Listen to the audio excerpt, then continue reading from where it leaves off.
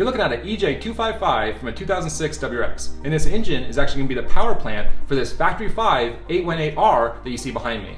In today's video, we're going to take a close look at this engine, and we're going to make a game plan for rehabbing this engine and adding a few critical components that will make this engine more reliable and more durable for track use. So stay tuned guys, because the things we go over in this video will definitely apply to you guys if you're swapping engines. Doesn't matter if it's a JDM engine, a US domestic model, or really any engine in any chassis. The basics I go over in this video will really apply to refreshing all Subaru engines.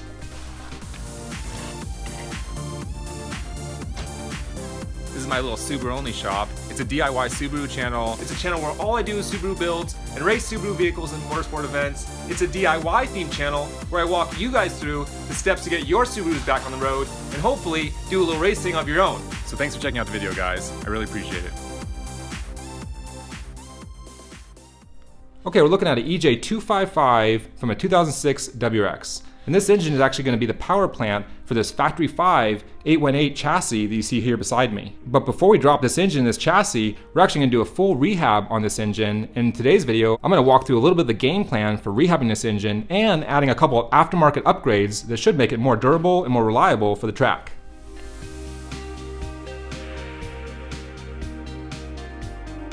Okay, so we're on the front, so let's dive right into it. The first thing is right here. This is actually your thermostat, and I would definitely replace your thermostat, guys, anytime you're gonna swap out an engine or you're gonna have the engine out on the engine stand like this. And while you're at it, you should think about doing another thing for the cooling system. There's actually an aftermarket part for your cooling system called a cylinder balance kit, and those actually install on the back of cylinder number 4.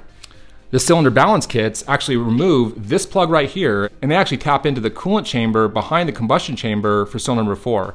And they actually extract the hot coolant from this point right here, and they tap into one of your heater quarter return lines. So there's actually a negative pressure that gets applied to this little port, and it actually recirculates that coolant, and it actually helps the coolant distribute more evenly inside the heads, which a lot of people believe actually reduces the tendency for pre-ignition in cylinder number 4, which is actually one of the Achilles heels for these EJ style motors.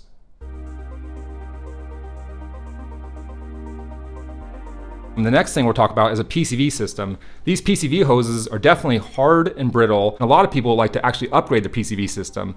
The one with this vehicle is actually just going to replace all these PCV hoses and then add an aftermarket air oil separator or a catch can. And that's actually the second thing we'll talk about as far as an aftermarket component that you can add to an engine that makes it more reliable and more durable, especially for track use.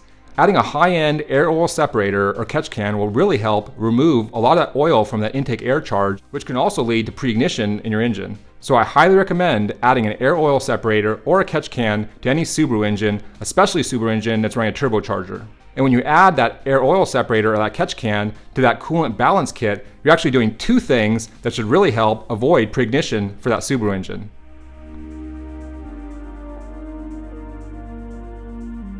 Okay, that takes care of the cooling system and the PVC system. Next right here, I'll talk about this harmonic balancer. It's a good idea to use a harmonic balancer for a stock build, but if you guys are making a lot of horsepower, you might want to think about getting an aftermarket fluid dampener or one of the other equivalent harmonic balancers. But I gotta say, fluid dampener is definitely one of the best on the market, and they actually have a dampener for these EJ-series motors that I've seen a lot of high performance engines use with a lot of success.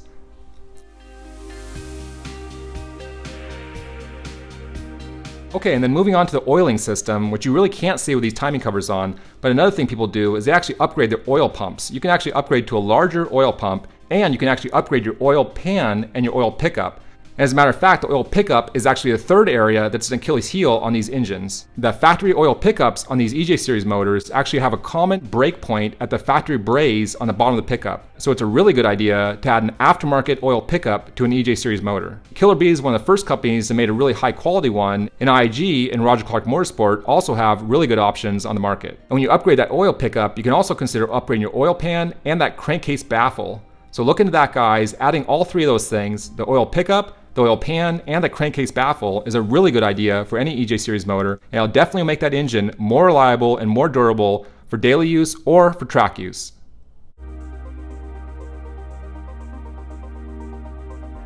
Okay, and then last on the front of the engine, we'll just talk about the timing covers and the timing belt. It's always a good idea to replace the timing belt, and I highly recommend you replace the pulleys and that timing belt tensioner. So get a good quality OEM spec, preferably Japanese made timing kit, because it's always a good idea to put a new timing belt and new pulleys on an engine when you're freshening it up. And incidentally guys, if you're doing that timing belt kit, it's a really good idea to take a look at your cam seals. Those cam seals are going to be underneath your cam gears, which are right here on the front of your engine. And you can actually remove those cam gears and inspect those cam seals, and if needed, you can replace those cam seals with new ones. That's always a good idea to do on a high mileage motor, but if you guys have any leaks coming from your cam seals, definitely replace those at this time as well.